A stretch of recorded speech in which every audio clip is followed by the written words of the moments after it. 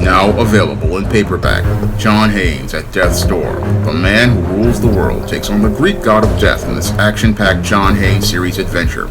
Pick up your copy of John Haynes at Death's Door at Amazon.com and other online booksellers everywhere. I finally got a chance to see Black Adam on HBO Max, and I'm glad that I went to see Black Adam on streaming rather than going to the theaters, because I don't really believe that this movie is worth the price of a movie ticket. Now, your Black Adam is a fun popcorn movie if you're a longtime DC Comics fan, and it really does capture the spirit and heart of those 2005 to 2006 Justice Society of America books, where your Black Adam was being presented as an anti-hero instead of the villain he actually is in the Shazam comics and the Shazam lore. And this whole movie really does a good job of capturing the spirit of Jeff Johns' story with Black Adam in Kandak, and really does a good job of bringing that story to life on screen as related to being based on the source material. Unfortunately, while it does have a lot of flash in this adaptation, sadly, this adaptation falls flat as related to substance.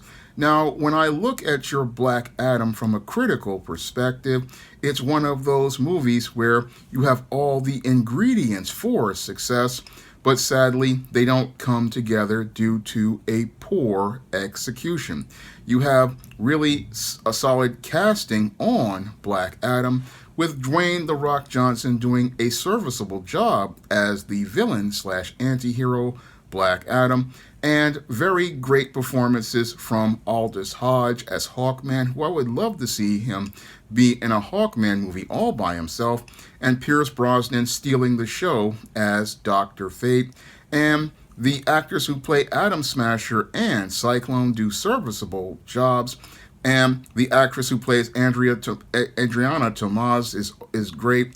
But the big problem with your Black Adam is a story that really is flat and shallow and has no substance. And the screenwriting here is the thing that undermines your Black Adam, because basically what your DC is trying to do with Black Adam was they were so busy trying to compete with Marvel Studios that they basically copied their style and copied many of the flaws that relate to Marvel Studio screenplays. Now, your Black Adam's screenplay was very flat, and it just basically was like it was copying a lot of the scenes of those old Justice Society of America comics from Jeff Johns.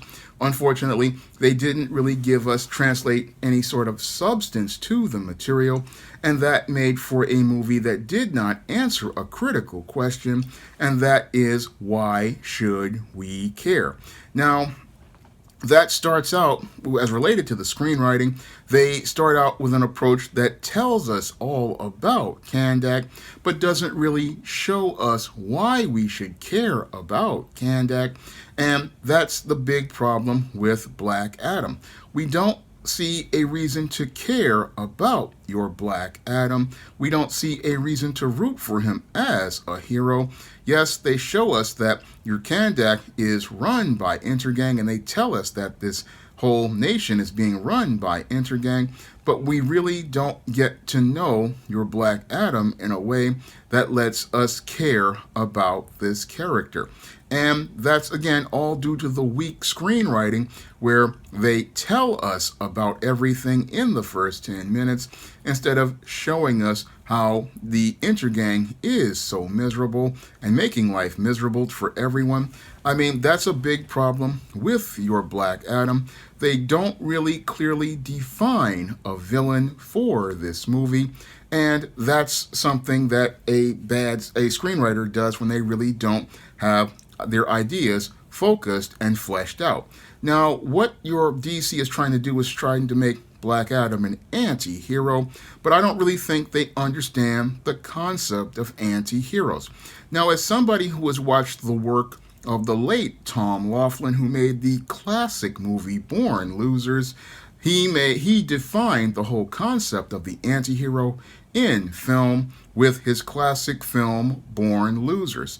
Now, the Billy Jack character is the definitive anti-hero because he's a guy who is reluctant to go out here and help people, but he has to go out here and make that stand because he's looking to do the right thing, because the good people in an area really aren't trying to do the right thing. And if you watch the movie Born Losers, you will see how Billy Jack is an anti-hero because he's an outsider. He doesn't play by the rules, but he's forced to not play by the rules because the good guys have basically given up. And that's a core tenet of an anti-hero. They see that the good people have basically failed, and that whole element of anti-hero really isn't here for your Black Adam. He's basically here to be a hero, but there's no real reluctance on his part. And again, it makes it where it's very ambiguous, and you can't really see why he has to be a hero. I mean, the whole story as related to him being an anti-hero isn't really focused or fleshed out very well, and that makes it hard to root for Black Adam in this story. Moreover, the bad guys really aren't really focused and defined in this story because, yes, we're told that Intergang is making life hard for people in Kandak, but we're not getting a clear and defined villain. And I guess this is a page that the screenwriters took from Marvel Studios, but this is to the story's detriment, because if you're gonna have a story about an anti-hero, you've got to have a clear and defined villain, like they had the biker gang in Born Losers, and you had the law basically folding like a $2 lawn chair, because if you go and watch the late Tom Laughlin's Born Losers, you will see how this concept is done and executed well. But in this movie, the screenwriters basically fumble the ball as related to Black Adam, and the story just never really comes together in a compelling way. Yes, it's very exciting, the action in Black Adam, but as related to the structure of the story and the character development, everything goes from 1 and 2 dimensions, and we really don't get that third dimension as related to character that allows us to connect with the characters and identify with them. And that really makes it for a very shallow viewing experience with Black Adam.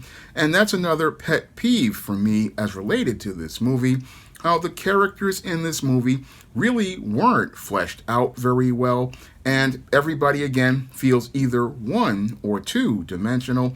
And the worst part is that the heroes really don't become the center of the screen.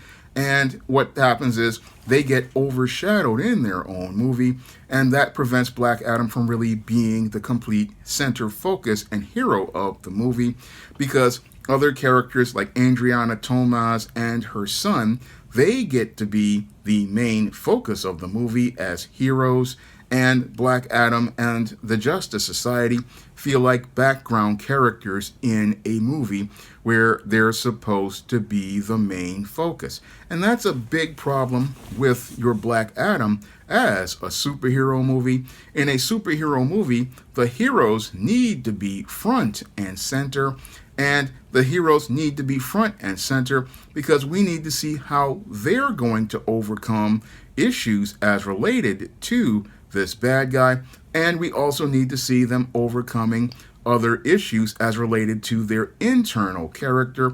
And that's where your Black Adam really struggles, because with 2 and 1-dimensional characters like Atom Smasher and Cyclone, that you really don't get to see their character flaws. They're just here to basically move the plot forward, but we really don't get to know them as people. We really don't get to know their character flaws, and that prevents us from really getting to know these characters and caring about these characters. It's like you have the characters here but the characters aren't really people. They're just plot devices to move the story forward. And this was a big problem with many of the MCU movies that Black Adam tries to copy, and sadly, the screenwriters here copy many of the flaws that are a major part of MCU movies, and this film just again feels like a copy of an MCU movie with a story that is taken from DC Comics. But the whole thing is, while they adapt the material, they don't really make their own unique and distinct story. No, Black Adam basically feels like a copy, cut, and paste of an MCU movie with DC characters in it, but it doesn't really have a unique and distinct feel like James Wan's Aquaman or Patty Jenkins' Wonder Woman or Zack Snyder's Justice League. In those films, you can see the fingerprints of those directors in the shots that they use and in the way that they present their story, but your Black Adam just feels like it's, a copy of an MCU movie. It feels very bland and very generic, and it just doesn't really come together to become a film that is must-see, and it really isn't a film that is up there with the actual some of the best superhero movies like Batman '89, which is a film, even though it is over 30 years old, feels fresh and original. 1978 Superman, the movie, which basically feels like a Superman comic book come to life. 2002's Spider-Man, which feels just like everything Stan Lee and Steve Ditko imagined come to life on screen. Or 2008's Iron Man, which feels like a David Michelini, Bob Layton comic book. Yes, your Black Adam feels like a comic book, but it doesn't have any of the substance of great storytelling because, again, the screenplay is really weak. And the other problem with Black Adam, along with the weak screenplay, which makes for a weak foundation, is that the studio goes out here and tries to go out here and cover it up with special effects, but sadly a lot of the special effects in Black Adam feel very generic, feel very off the shelf, and don't feel original or fresh. I mean, as I was watching this movie, it felt more like, again, a Saturday morning cartoon come to life, or one of those 1990s adaptations that were made for TV. I mean, the Hawkman costume, the special effects for it, they felt very generic. The Dr. Fate magic felt very generic. The sequences with Cyclone and Atom Smasher felt very generic. And the way these sequences set up and were executed felt very formulaic, like it came right off of an assembly line of insert sequence here, fight sequence here, and cut sequence here. It didn't really feel as unique or distinct as Iron Man's fight in Gulmira, where he was fighting the 10 Rings terrorists. No, there was nothing really special about Black Adam. And while it was a strong effort from your Warner Brothers as related to its concept, everything really lacked as related to execution. And again, I really saw a lot of effort here. I mean, I saw a lot of people putting in their heart on screen, like Dwayne Johnson. I mean, he was putting his best efforts to play Black Adam. And again, Pierce Brosnan gave the strongest performance. He stole the show as Dr. Fate. And Aldous Hodge was fantastic as Hawkman. And I believe the actress who played Cyclone could have done a lot more if they gave her some decent material. And Atom Smasher could have done more. And the actress who played Adriana Thomas and the boy who played her son were good. But the problem with this film is the screenplay was just not there, and there was no real villain. I mean, we have the organization Intergang, which was not really developed and fleshed out very well. We have Adriana Thomas's brother, Sabak, who became the demon Sabak, And none of this was really given the time to develop. None of these characters were given any sort of personality or voice.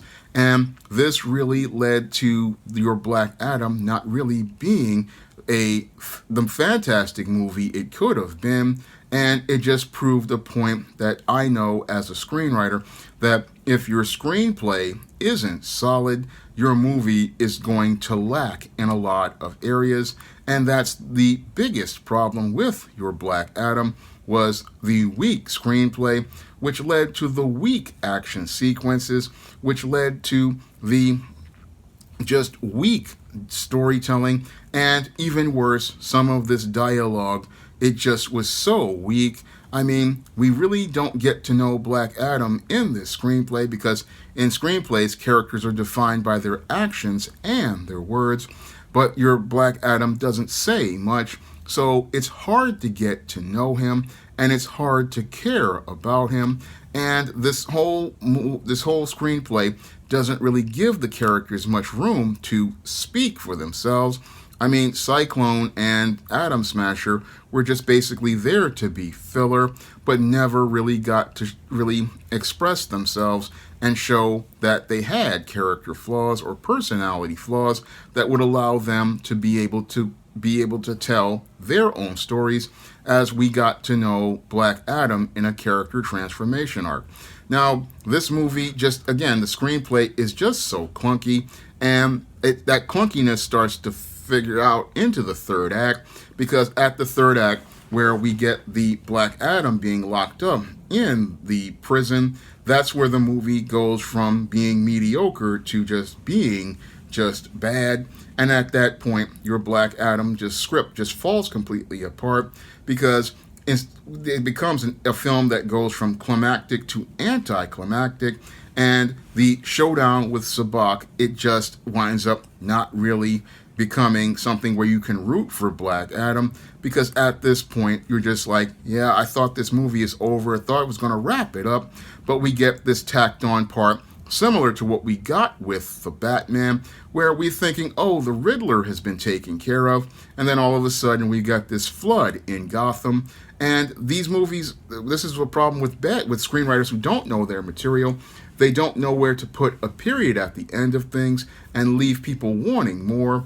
No, they stretch things out longer, and as they're stretching things out longer, what happens is that the audience gets tired, because the screenwriter didn't know when to put a period at the end of the story and leave them wanting more, because they went out here. You could have said, okay, we've got Black Adam, he gave up, he defeated the bad guy with the crown, but then all of a sudden we've got this demon Sabak, and he's wreaking havoc in Kandak, and everything there goes from just being mediocre to just going to bad, and just everything just falls apart as we get this anticlimactic ending with some really amateurish CGI with your Black Adam versus Sabak, and it just doesn't come together effectively.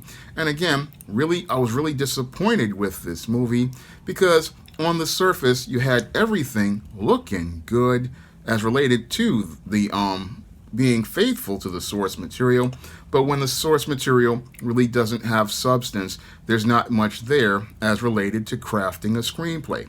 And again, as I looked at this movie, it just took me back to what I read in Sid Field's screenplay, where he talked about adaptation being different from what you read, and why a good screenwriter understands that, yes, we want to adapt the material, because what works in a comic won't work on screen. And that's the big problem with Black Adam. There's a lot of sequences here that would work in a comic book or work in an animated series, but they don't really work here on screen. And because they don't work here on screen, this movie never rises to that level of movies that I consider to be iconic superhero films, like Superman the movie, Batman '89, 2002 Spider-Man, or 2008's Iron Man. Those movies rise to a higher level, because the screenwriter understands that when they're adapting this material, it's got to work differently on screen. And you just can't do basic things because you're not going to be, if you can't really execute the concept, then the viewer is not going to really see a reason to care. So I look at your Black Adam, and again, it's a really strong effort from your DC Comics. Dwayne "The Rock" Johnson put his heart into this movie, and he wanted it to succeed. And the ending with Superman would lead to you wanting to see a sequel, but I would like to see better execution. Now, your Warner Brothers, as I see it, basically made a movie that, again, reminds me of many of the other lesser superhero movies. But this movie, again, it was a strong effort, but it just needed a stronger screenplay, and it needed better visual sequences, and it also needed better special effects. But it just wasn't really there, and it really wasn't working. So when I look at Black Adam, I mean, it's a really strong effort from your Warner Brothers, but it was hampered by production issues. And as I see it, your Warner Brothers really needs to invest in a strong screenwriter, because a strong screenwriter could have possibly saved this movie.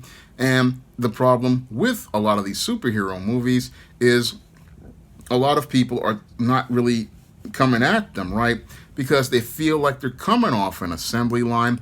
And this one felt like it came off an assembly line of a smaller budget, because they said this movie cost over $200 million. I didn't really see it on the screen. Everything felt like it came off a smaller budget, and that is something to the detriment of your Black Adam, who was a more newer and obscure character. And again, I look at the budget of this film, and I don't see the money there. When I look at 1998's Blade, I see the money there, and I see the concept being better executed than what I saw with Black Adam. I mean, this film had, again, I look at the foundations of the production, and there's the big problem with this movie. There's just a lot of issues as related to the foundations of the screenwriting and the foundations of the production values that hinder this film and prevent it from actualizing its potential as a movie in the superhero genre. But I think that's really part of what for the course, because a lot of these studios, I believe they're getting burnt out on making these productions, and that fatigue is shown on the screen with Black Adam as related to the cut and paste special effects and the uninspired way that they executed the concept for this film. I believe that the studios are just getting long in the tooth as related to these superhero movies, and I can see the burnout being presented on screen, that there's no real passion for these projects anymore. And that's the whole thing that I see going on with your Black Adam. It's a serviceable movie if you like superhero movies.